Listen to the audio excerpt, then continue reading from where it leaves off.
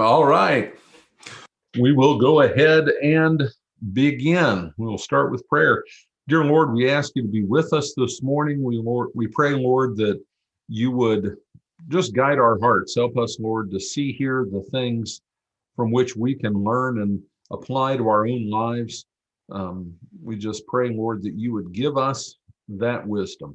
All this we pray in Jesus' name. Amen. All right. We finished the book of Exodus. Um, and I don't know, in my mind, I kind of expand the book of Exodus to the other things in like the book of, well, there's nothing in Leviticus that is action per se. And it's not just that we're looking for action. Definitely we're drawn toward things where things are happening. But more I'm thinking about, the whole book of Leviticus is about the law, how you do things regarding worship in the tabernacle. It's fitting because right before the book of Leviticus and the end of the book of Exodus, they put up the tabernacle, and the presence of God, that cloud, descends upon it. And that's where the book of Exodus leaves off. So then it spends the book of Leviticus talking about all the things about how to do worship and what sacrifices are for what and all that stuff. And do not get me wrong, that stuff matters. It's not irrelevant. It's not like, oh, that's the part of the Old Testament we can just skip or whatever. That's not my thinking. It is not conducive. It doesn't fit well with what we do here and the level at which I'm teaching here. And furthermore, I'm not an expert in that stuff. I don't know if I'm an expert in anything, but I'm certainly, that's not my wheelhouse. And there's a lot of grain to run as grist through the mill to get down to the stuff that we can apply more directly. Because most of that stuff went out of phase. When Jesus came, he fulfilled the law, and all of that stuff was gone. Definitely after 70 AD, all that stuff was gone.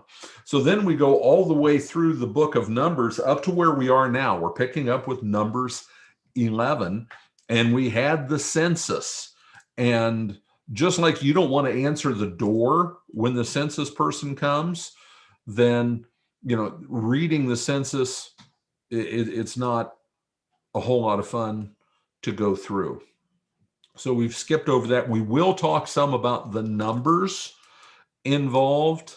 Definitely need to address that, and it comes up in our stuff for today in Numbers 11. So what we are probably going to be doing is, just so you know in advance, we're going to do Numbers 11, 12, 13, 14. I've got that we skipped 15, but then 16, 17, and 21. That's what we're doing thus far out of the book of Numbers. So just so you kind of have a feel for those who like to read and listen, etc. Numbers 11. And the people complained in the hearing of the Lord about their misfortunes. And when the Lord heard it, his anger was kindled, and the fire of the Lord burned among them and consumed some of the outlying parts of the camp.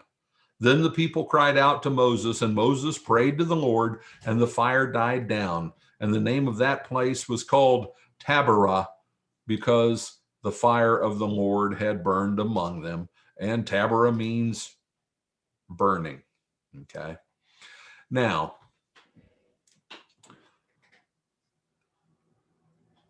couple questions that we need to address. Who is it who is complaining? And why were they complaining? Other places where the people complain, there is a specific reason given. We're going to get to that here in Numbers 11. There's something specific laid out. This is why they were grumbling about the manna.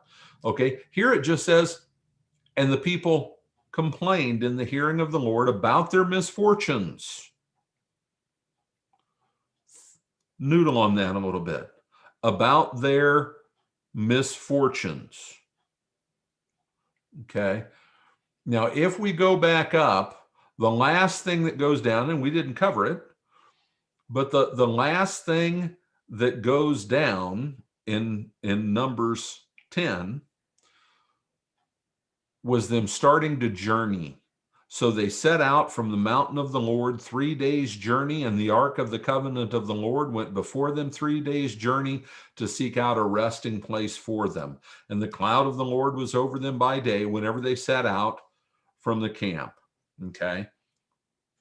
That is the context. And always, as we're seeking to understand the Word of God, it's context, context, context. Look at that first. So they had to do a 3 days journey. I think that's a plausible explanation or a source of their grumbling.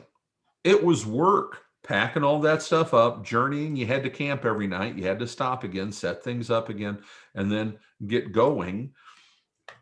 That's a plausible explanation based on the context and what's going on here. Okay. Now, we're going to talk as we go forward. There are some theories as to who these people were who were doing the grumbling, who were complaining. Okay. But I want you to zero in on what it was they complained about. It says, and the people complained in the hearing of the Lord about their misfortunes. How does that strike you? How does that strike you? We're going to come back to it, but don't let that just slide by. They're complaining about their misfortunes. And the Lord's reaction to that is fire. Fire is judgment. What else? Fire. What else does fire do? Fire purifies, right? Fire purifies. You want to purify gold, purify silver, purify whatever metal, you use fire. You heat it up and you get rid of the dross, right? Fire purifies. So God using fire as judgment in this way, that connection shouldn't be missed. Okay. Verse 4. Now the rabble that was among them had a strong craving, and the people of Israel also wept again and said, "Oh, that we had meat to eat. We remember the fish we ate in Egypt that cost nothing, and the cucumbers and the melons and the leeks and the onions and the garlic right there at the farmer's market. You could go get it. And now our strength is dried up, and there is nothing at all but this manna to look at." Now the manna was like coriander seed, and its appearance was like that of bdellium. And the people went about and gathered it and ground it in hand mills or beat it in mortars and boiled it in pots and made cakes of it. And the taste of it was like the taste of cakes baked with oil. When the dew fell upon the camp in the night, the manna fell with it. Now, first of all, reading verses 7 through 9, does that sound like some unpleasant thing to eat? No. Now, it was the only thing they were getting, but it's not like it was saltine crackers, stale saltine crackers or something like that. Okay. But who does it say was grumbling? Now, the rabble that was among them had a strong craving. Now, we have a challenge here. We have a challenge because this word, the rabble, only appears once in the Old Testament, and it's right here. That word is a one of a kind. It's the only place that it occurs. So how to interpret it has some challenges. Now, the JPS, the Jewish Publication Society commentary, in Genesis and Exodus, the guy who did that commentary was Sarna. And that name probably sounds familiar because I mentioned it often. Sarna is really, really interesting. And I don't know how it is in Numbers. I'll find out as we work through here. But what the author of that commentary, Jewish Publication Society commentary in Numbers, does is he says, and he's drawing on what these different rabbis said. And in the Jewish world, they have these different rabbis throughout history who are highly regarded, and what they say is viewed with authority. Okay. They want to say that the rabble is part of the people who came with them, because in Exodus 12:38, so we're back at the Exodus, when they're getting ready to leave, a mixed multitude also went up with them, and very much livestock, both flocks and herds. So a mixed multitude. So you had these other people there in Egypt who saw what God had done, who saw what Yahweh had done, that Yahweh came and crushed and laid waste their gods. And they said, hey, we're going with the winner. We're going with them. And they left with them. Okay. So they were their own category of followers there. Now, what the rabbis say is that they would have been camping at the outside of the camp, because they wouldn't have been in with the different clans and things. And that's all plausible. And that the fire came. Where did the fire come? The outlying parts of the camp. The fire came and got them. Okay. So what they're saying is that this rabble, they like the word riffraff, which is a valid way to translate it as well. But this is primarily the hangers-on who came with them, who weren't really Israelites. The problem with that is it doesn't say that, and we're really making a huge assumption. And it also, frankly, it sounds like the Republicans now whining about how the Democrats waste money. You know what the Republicans don't like about the way the Democrats are wasting money? They want to be the ones wasting money. That's their job. They got to waste money for 4 years, and that privilege was taken away from them. Now it's wasted the way these other guys want it wasted. Because make no mistake, the Senate just approved the $1.9 trillion boondoggle. Okay. The boondoggle that went down before, when Trump was still in office and when we still had the Republicans still had more power and control, it sent money overseas to all kinds of stupid places too. It's just who gets to send the money to whose buddies. Okay. So the Jewish interpreters reading this as, oh, this is those bad guys who came along. It's not really the Israelites. I don't think that really holds up to close scrutiny, because A, it never says that, and B, it just gets worse and worse, the grumbling of the Israelites. Okay. Among the Israelites, there was rabble. What's rabble? When you hear rabble, what is that? Rabble are the people who just get together and there's a hoo-ha-ha, brouhaha going on somewhere, and they can go cause some chaos and whine and complain and gripe and throw rocks and break windows and steal TVs or whatever.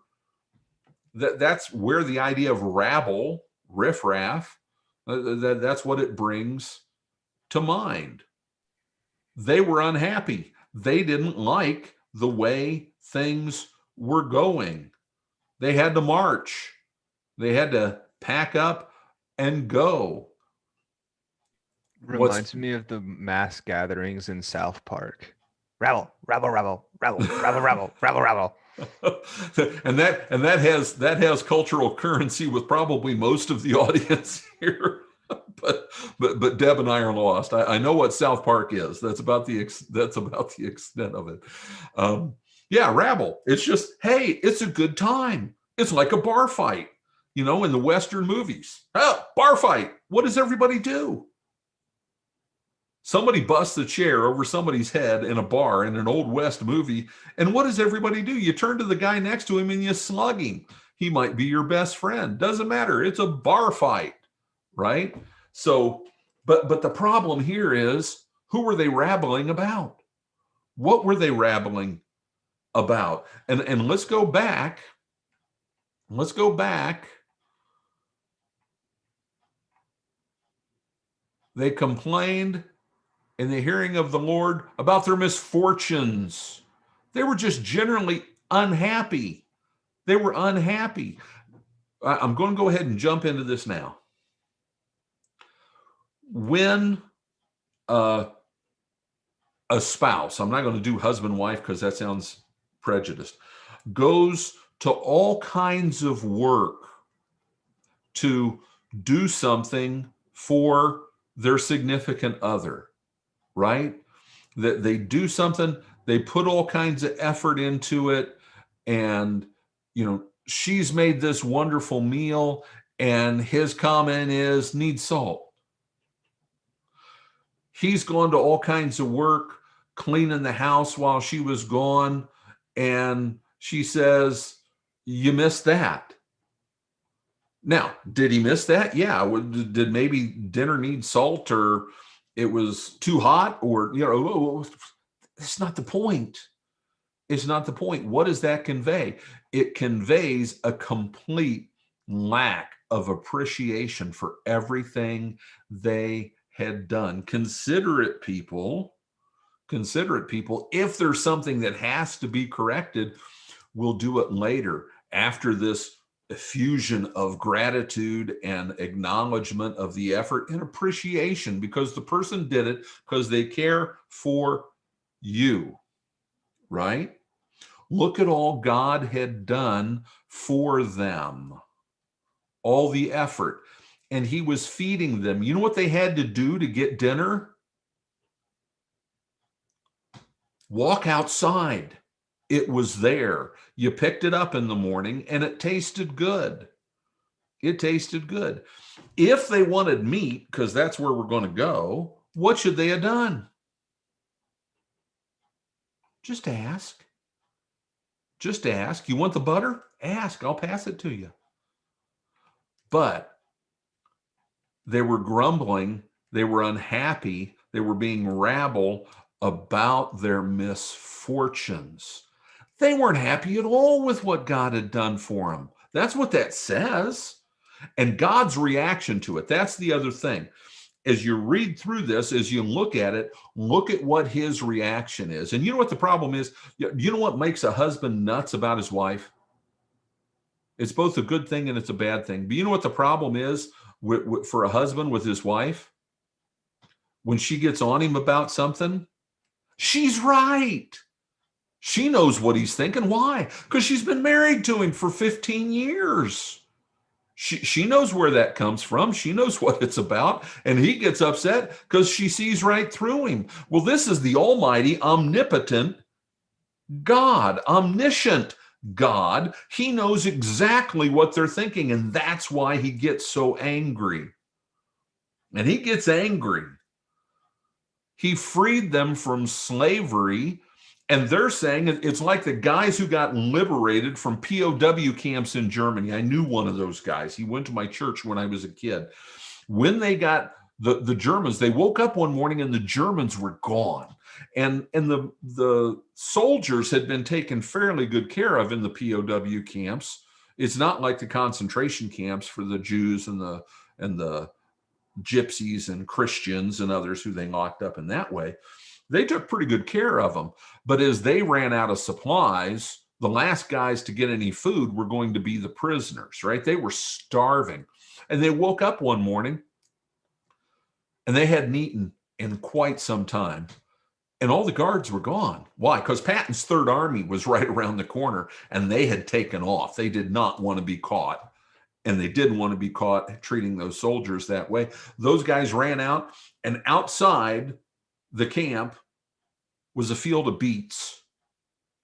and they pulled them up out of the ground and were eating them raw. They all got sick because they hadn't eaten food, and then they're eating raw beets out of the ground. But the reason for the story, it's like those guys complaining after they get back to the United States, after they've been nursed back to health, and they're back here. It's like them sitting around and going, you know, do you remember back when we were POWs in Nazi Germany? And man, we didn't have to pay any bills. We didn't have to clean the house. I didn't have to cut the yard. You know, all told, it was pretty nice if you really think about it. That's what they're saying here. We were prisoners, and they're talking about it like, remember back when we were young and could do anything we wanted and life was just great. We ate leeks and onions by the Nile. I hope all of you, even though you know the song, most of you, listen to Keith Green's So You Want to Go Back to Egypt. It's so well done, and it's so daggone funny because it's how absurd it was. You know, why do you get so mad about the cow? You know, Moses seems rather idle. All he does is sit around and write the Bible. You know, it's absurd what they're saying. And God saw right through it. And it is a really bad thing to look at the saving work of God and view it as a burden. It's like saying, you know, I wish I weren't one of God's redeemed. You know, I remember back before I was a believer, and when I was young, I just did whatever I wanted. There were no rules. I was just living the hedon life, you know, hedonistic existence, whatever I wanted. Nobody told me I couldn't do that stuff. You know, this Jesus stuff's cool and all. I get to go to heaven, but it's kind of a burden. Same thing. Same thing. When we look at this stuff, we need to see ourselves. We need to look for our tendencies and what's there, because that's all we see with the children of Israel. And was it led by some rabble, whoever that rabble was? Yeah. And it's when others start to grumble and complain and point out things, and it's kind of easy to be drawn into that and slide into it. Why? Because I didn't start it, but yeah, I think they got a point, you know, and then you're right there with them going rabble, rabble, rabble, rabble, rabble, rabble. There, we'll use the South Park thing, even though I'm culturally ignorant about it. Okay, so we move on. Moses heard the people weeping throughout their clans, everyone at the door of their tent. And the anger of the Lord blazed hotly, and Moses was displeased. I mean, this is just a downward spiral. It's what it is. The people weeping through their clans, everyone at the door of his tent. What a bunch of drama queens. I mean, it says they're standing at the door of their tents weeping. Oh, such misery. Oh, woe is us. Oh, how awful this is. It's absurd. It's absurd. And that's what our lack of appreciation toward our Lord for all that he's done and all, I mean, because if you look at it the right way, all he's done has been good and gracious to us from the very beginning. He's long suffering. He puts up with my stupidity. And I whine and complain that life's so hard, right? And the anger of the Lord blazed hotly, and Moses was displeased. We really got an issue here. Moses is going to voice how he feels about this, but it states it again. The anger of the Lord burned hotly. And that's repeated, shown different ways throughout this chapter for a reason. God's reaction to this is very clear. Now Moses said to the Lord, "Why have you dealt ill with your servant?"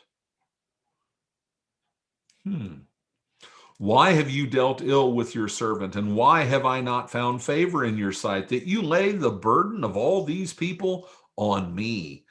Did I conceive this people? Did I give them birth that you should say to me, carry them in your bosom as a nurse carries a nursing child to the land that you swore to give to their fathers? Where am I to get meat to give this people? For they weep before me and say, give us meat that we may eat. And I am not able to carry all this people alone. The burden is too heavy for me. If you will treat me like this, kill me at once, if I find favor in your sight, that I may not see my wretchedness. This is just fascinating. This is just fascinating, the way it ends. Those who are in charge in the church often feel this way.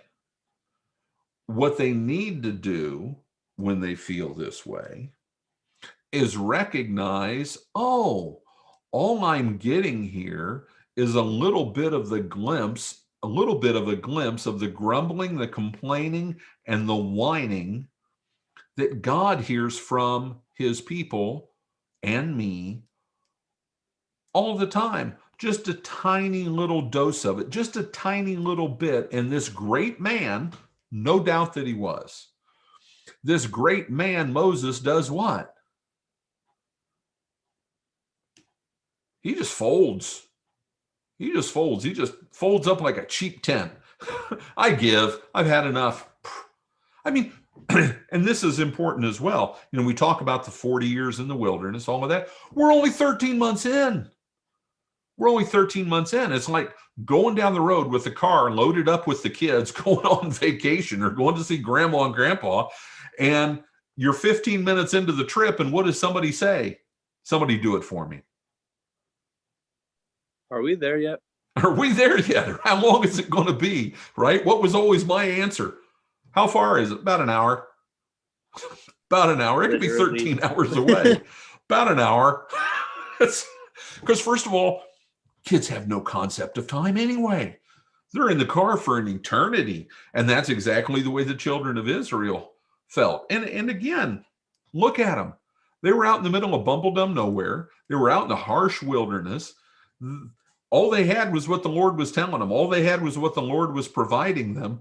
And to look at tomorrow and not freak out took what? Faith. A concentrated exercise of faith. He's got us.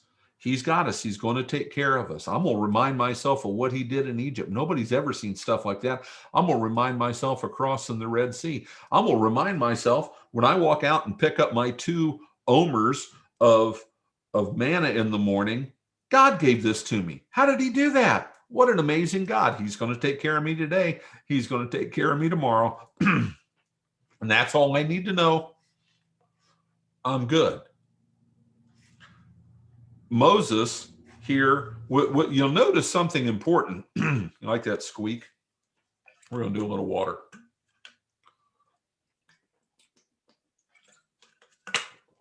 You'll notice something important. God doesn't correct Moses. He doesn't scold him. He doesn't correct him. He gives him an action plan. This is how you're going to deal with it. But Moses does not get scolded. Why do you think that is? I'm thinking. I got one idea. God understood. He understood Moses' reaction.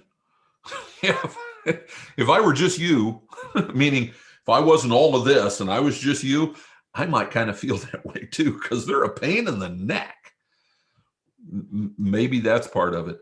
Maybe he's the designated glory boy. In sports, a good coach will have 2 things on a team. Vince Lombardi one time, when he went to the Washington Redskins, he was only there a very short time before he died of cancer. He went to the Washington Redskins and he brought one of the guys from the Packers over, traded for him and got him. And he told him, he brought him into his office for contract negotiations because that's how it was done back then. And he goes, now I'm going to tell you, you're going to be my designated whipping boy. You're not going to do anything right. Everything you do is going to be wrong. I'm going to yell at you constantly. And the reason he did it, he wanted the Redskins to know, wow, this is how he treats one of his Packers. How's he going to treat us? And the guy kind of sat there, like, he goes, now this is your salary. And he gave him twice as much as he wanted. I'm going to pay you to get yelled at. You need somebody to yell at. The other thing a team needs is a designated glory boy. The glory boy never does anything wrong. The coach never looks at him and says, Joe, what in the world were you thinking? You missed that guy, that you did the wrong thing on that play. Never. Those guys never, ever, ever hear it. Okay. God didn't want to beat his leader up in front of his people either. I think that's, he's kind of the designated glory boy. You know, there were times Moses was going to get corrected and eventually get corrected in a big, big way. But for day-to-day operations, he couldn't have everybody questioning Moses. Moses needed support, and that's what he's going to get him. Okay. Again, what does Moses do, though? When you read through this, what does he do? Where does he go wrong? There are many points, but the big one is this. He takes God's burden on himself. He sets it on his own shoulder. He thinks he's got to shoulder that load, tote that bale, push it all the way to the promised land himself. And when you are freaking out, when you're stressing out, you're doing the same thing. You're taking God's problem and you're making it yours. Because he says, I got this. Never will I leave you. Never will I forsake you. I'll take care of you. I'm going to bless you. Nothing but good things. And if I'm freaking out about something, I'm calling him a liar.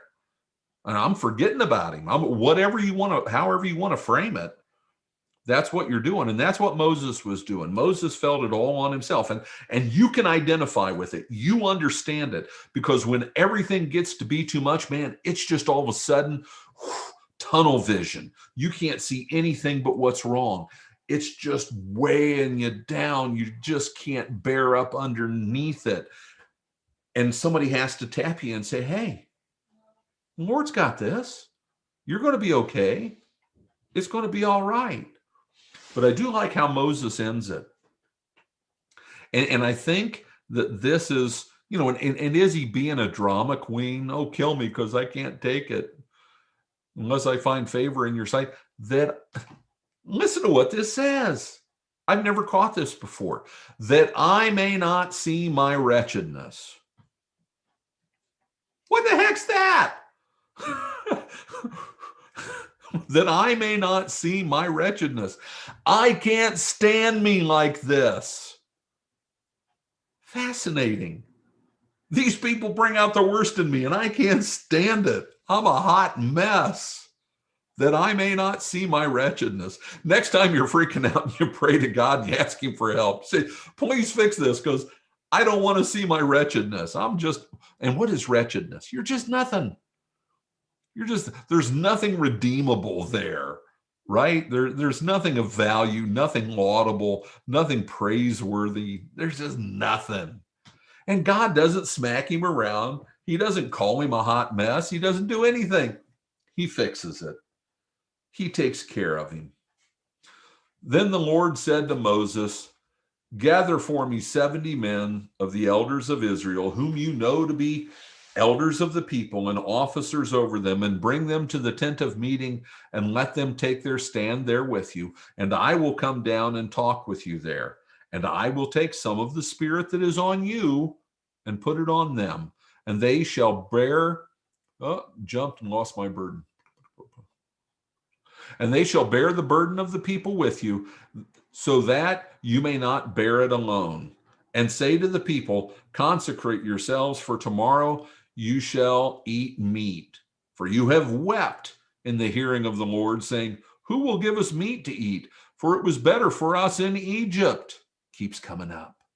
Therefore, the Lord will give you meat, and you shall eat. You shall not just eat 1 day or 2 days or 5 days or 10 days or 20 days, but a whole month until it comes out of your nostrils and becomes loathsome to you, because you have rejected the Lord who is among you and have wept before him, saying, why did we come out of Egypt? But Moses said, the people among whom I am number 600,000 on foot. And you have said, I will give them meat that they may eat a whole month. We'll stop there because we're getting too much stuff to go over all in one stretch here. So it should literally jump off the page because I've got it highlighted. What do you see? What do you see on the screen? 70. 70. 70. 70. That number, it just comes back and back and back and back. God could have picked any number. He could have picked 60. He could have picked 80. He chose 70. How many went up on the mountain with Moses? 70.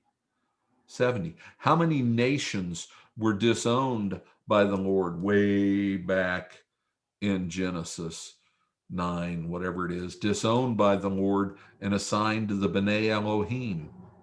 70. All of it keeps coming up again and again. It's symbolic. It's there to remind them of what God is doing. It's there to remind us that God's plan, the reclamation of the nations, was always in play, that the children of Israel as one nation, born abnormally by God's own doing, that one nation represented the 70 nations. But Moses cries for help. God gives him help. God gives him help. And there's application here in our lives for how we do things in the church. There's application here for how you do things at work. The best managers, the best business owners, you know what they do? They delegate. They don't think they need to do everything. The best leaders, the best managers, the best business owners, you know what they're really good at? Putting the right people in charge. You get the right people, hey, trust them to make good decisions. Come to me with the big stuff. Here's the big vision. CEO's in charge of the vision, right? Here's the big vision. This is what Widgets and Gadgets is doing. How do these different divisions and everything play into that? Come to me with the big stuff, run it, and make it work and keep me up to date.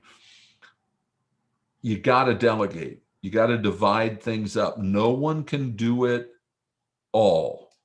You try to do it all. Doesn't matter how gifted you are. Moses was a gifted guy. It was freaking him out. He couldn't do it. The burden was too much. And so God says, bring them here. Gonna have a ceremony, gonna put it all, gonna spread out part of the authority on them. And he talks directly about the spirit that's in you. I'm gonna give them a little bit of it, a little bit of spirit to go with the limited authority that they had. He wasn't making 70 Moseses. He was making 70 assistants to Moses, and that's why he talks about part of the spirit that you have. But man, here it is again. He tells them, I'm gonna give you meat. You want meat? You want meat? I'll give you meat. You know, it is a lesson. It is a lesson. There are things that you don't do. You don't say you want meat in a whiny way to God, because he'll give it to you till it comes out your ears. You want meat? I'll give you meat. And part of that is just straight up retribution. What's the other part of it? I can cover the ground with gold nuggets. I can cover the ground with Nike tennis shoes. I can cover the ground with whatever I want, whenever I want, to whatever degree I want. I can stack it 50 feet high so you can't even walk. Because I am that one who brought you out of Egypt. I am the Lord who you're rejecting and saying, why did we come out of Egypt? How dare you? How dare you? You want meat? You're going to get meat. The manna's going away for a while, and all you get is this meat, and you're going to eat it until you can't stand it. Eat chicken every day. Try it. Eat quail every day for a month. Don't whine and complain to me. Don't forget who you are and who I am. And the fact that he doesn't blast them into oblivion, that he doesn't blast them into subatomic particles, just like when they made the golden calf and did all of that and start over again with Moses, is purely his grace and his mercy. Even in his anger, we see God's grace because he holds it back. He holds it back and they don't get what they deserve. But Moses said, the people among whom I am number 600,000 on foot. We'll go into the meat thing here in a bit, but we need to talk about numbers. We need to talk about numbers. We're in Numbers, the book of Numbers, so we'll talk about numbers. You want numbers? We'll talk about numbers. Okay, so a lot of stuff here. That when it says 600,000 on foot, that will refer back to the census that they did early on in the book of Numbers. Does it have the reference right here to make it easy for me? Chapter 146. Let's see. I think that there are two places where that number is given. 146. Those listed were 603,550. That's men of fighting age, and that's what the term on foot means. Fighting men. You know, when you were 13, you weren't a fighting man. When you're 18, 17, whatever, you're a fighting man. So you take those numbers, you extrapolate it out, no matter how you do it, you come up with somewhere around 2.5 to 3 million people. Okay.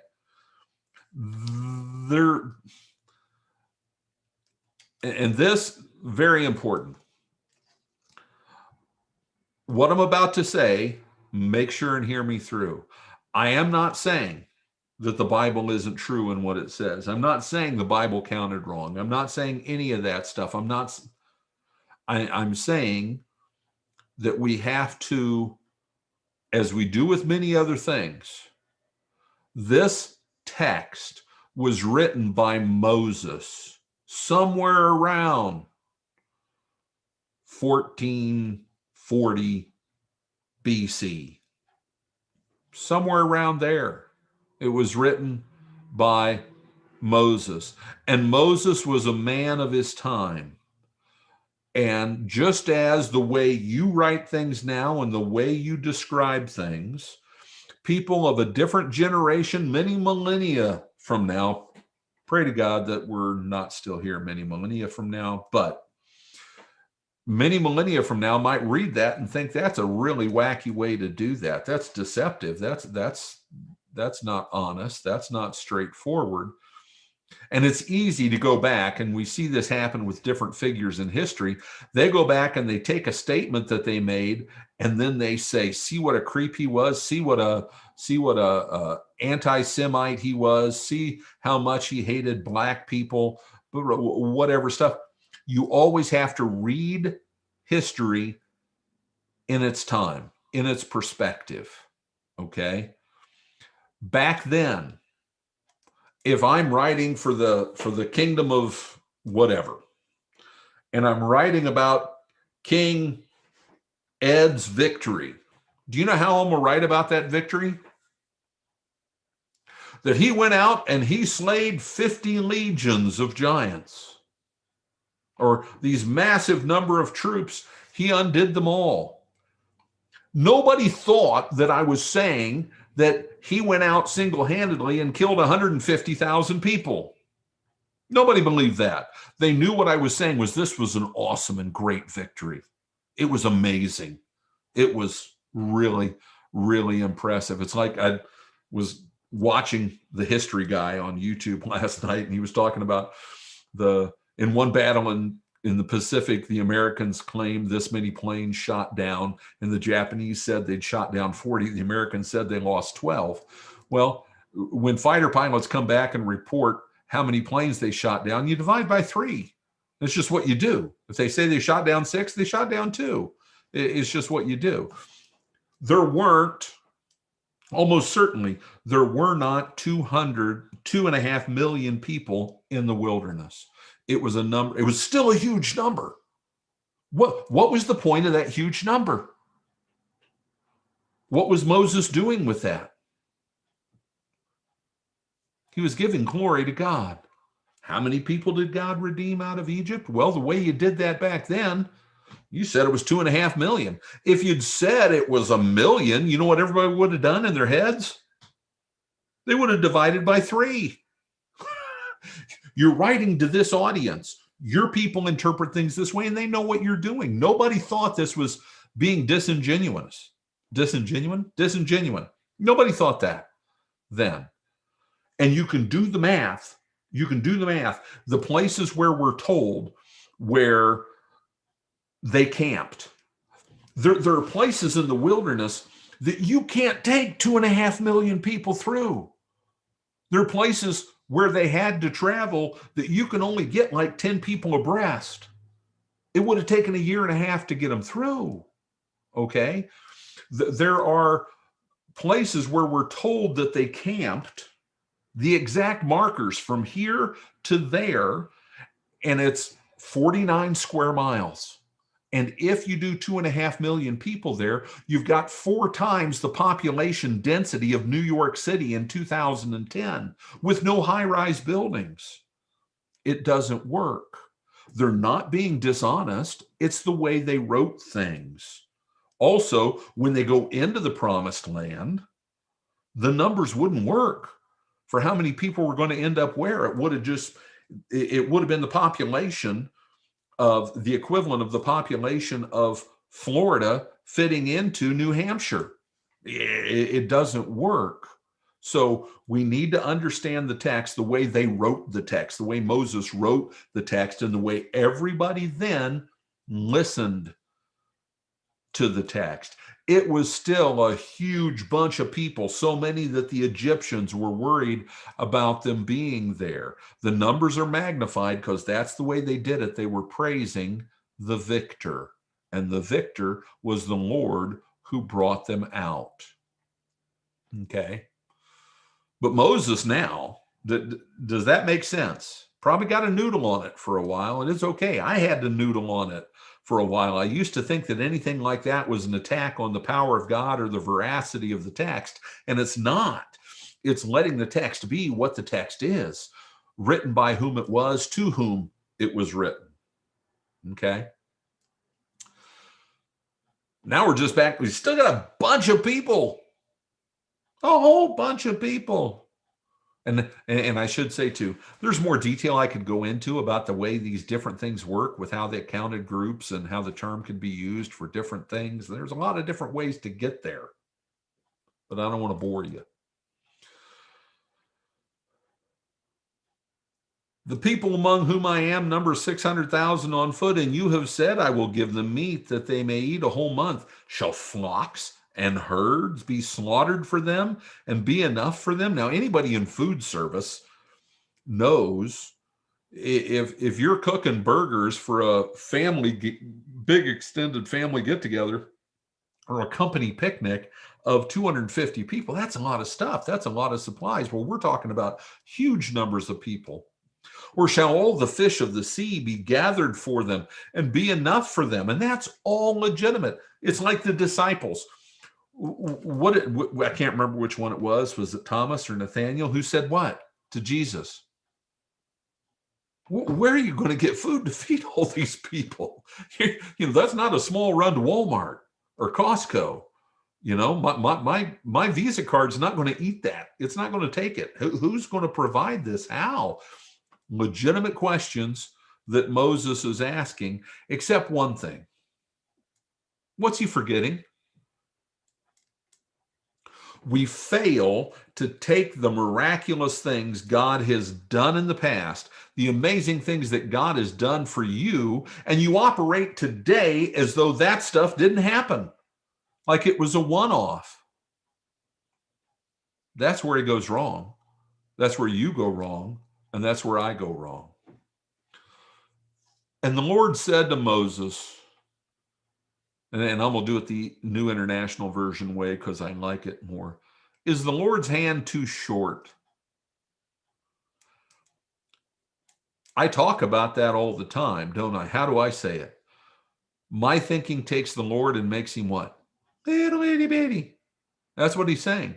Do you think I'm like that dinosaur in the silly movie, whatever it is, where he's bending over and he's trying to pick things up, and he goes, I got a big head and tiny arms. I can't pick that up. I can't do it. Oh, I got these tiny little arms. It's nonsense. Is the Lord's hand shortened? Now you shall see whether my word will come true for you or not. The proof is in the miracle. The proof is in the mighty working of God, who can stretch out his arm and do whatever needs done. And I don't care a whit about all of the naturalistic explanations. You read Bible commentaries and they'll go into, well, at different times there were these migrations of birds and God could have stirred. Sorry about that. Harley's going by. It's Sunday and the country road appeals to them. That at certain times of the year, there are these vast migration of quail and God could cause a wind to dump all of them. I don't care. I don't care. How do you explain the manna? There are things you can't explain. That's why it is super above natural. The Lord's hand's not too short. And God doesn't need to belabor the point. Now you shall see whether my word will come true for you or not. It either will or it won't. God operates the way Jesus told us to operate. Let your yes be yes and your no be no. He says it. It's going to happen. Apply that to this week, please, for yourself. God says, I'm going to take care of you. God says, I'm going to do only good things for you. I desire only good for you. God says, I've got you in my hand and nobody can snatch you away. There's nothing going to happen this week that the Lord isn't going to use for your good, whatever it might be. There's comfort in that. Let him be God. Let him be God. So Moses went out. And then here, let's give credit where credit's due. What did Moses do? God told him something. He went out and he acted accordingly. He put it into play. He was faithful. So Moses went out and told the people the words of the Lord, and he gathered 70 men of the elders of the people and placed them around the tent. And the Lord came down in the cloud and spoke to him. So they heard God speaking to Moses, and he took some of the spirit that was on him and put it on the 70 elders. And as soon as the spirit rested on them, they prophesied, but they did not continue doing it. Okay, so prophesying, quite simply, is speaking for God. It's speaking for God. And the term can be used in different ways and different applications. But here they were prophesying. What were they doing when they were prophesying? Doesn't tell us. But everybody apparently knew what it was when they were prophesying. They were prophesying. Why? How else could the people know that the spirit that was on Moses, who was definitely a prophet, right, spoke for God? How could they know that that spirit that was on him was on them? Well, they prophesied. There, you see it. See, there they are. They're in front of all of you, and they are prophesying. But they did not continue to do it. That wasn't their role. It was given as a sign, but the spirit that was on them was limited in its scope. They were there to help Moses just deal with the administration of everything, take care of everything. We see the same thing in the New Testament when everybody was living together in the book of Acts. Everybody had everything in common, and the Greeks came and were saying, hey, our people are being, looked over in the distribution of food. And Peter and the others said, we don't have time for this stuff. We're about the word of God. So what did they do? And how many did they pick? They didn't pick 70, but what did they pick? 7. They took 7 guys. Stephen and Philip were among them. They took 7 guys and said, you look over this stuff. You take care of that. Okay. Interesting. Not 70.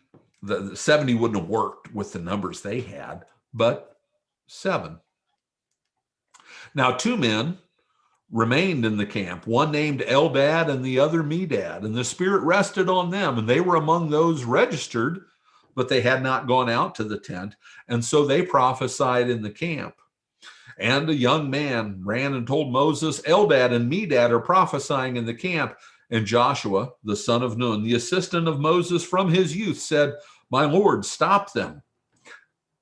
Joshua is always like he's got Moses back. And these guys are doing something they shouldn't be doing. Stop them. Don't, you know. And here we have the perspective between the young and eager guy and the old experienced guy. But Moses said to him, are you jealous for my sake? Would that all the Lord's people were prophets, and the Lord would put his Spirit on them. In other words, hey, the more the merrier, the more help, the better. And Moses and the elders of Israel returned to the camp. Okay, how far do we have to go here? I think I'm moving along. I think we're doing really well. And then, okay, we can get this done. We can get this done. We can do it. Quail and a plague. Then a wind from the Lord sprang up. It was a wind, and it brought quail from the sea and let them fall beside the camp about a day's journey on this side and a day's journey on the other side. How far can you walk in a day? That probably had specific connotations based on the law, but around the camp and about 2 cubits above the ground, 36 inches. And the people rose all that day and all that night and the next day and gathered the quail.